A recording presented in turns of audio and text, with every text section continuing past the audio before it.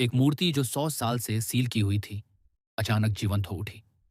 उसकी आंखें कार्टर पर टिकी हुई थीं, जो उसके सामने खड़ा था, और उसका हाथ डरावने ढंग से ऊपर उठ गया। कार्टर ने भी मूर्ति में यह बदलाव देख लिया। उसी पल मूर्ति का हाथ पलटा, जैसे वह कार्टर को अपने पास बुला रहा हो। कार्टर को बड़ा कौतूहल हुआ। कैसे एक मूर्ति जीवित हो सकती है? वह मूर्ति के पास चला गया और उसे ध्यान से देखने लगा।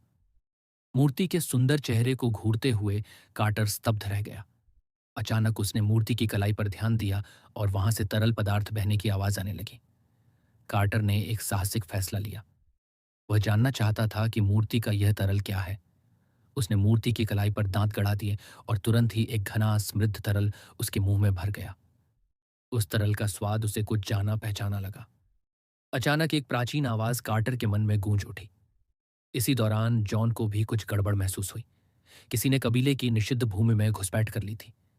कार्टर की आंखें गहरे लाल रंग की हो चुकी थीं और उसके मन में दृश्यों की बाढ़ आ गई।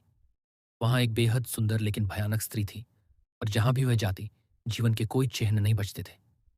जब जॉन वहां पहुंचा, तब तक बहुत देर हो चुकी थी। कार्टर जमीन पर पड़ा हुआ था और सील ट्रिगर हो चुकी थी। जॉन ने तुरंत कार्टर को उठाया और उसे जोर जोर से डांटते हुए कहा कि उसने कबीले की निषिद्ध भूमि में घुसकर एक भयानक स्त्री की सील तोड़ दी है। कार्टर को कुछ भी समझ नहीं आ रहा था। जब वह दोबारा निषिद्ध भूमि में गया, तो मूर्ति गायब हो चुकी थी। वहां केवल टूटे हुए टुकड़े बिखरे पड़े थे।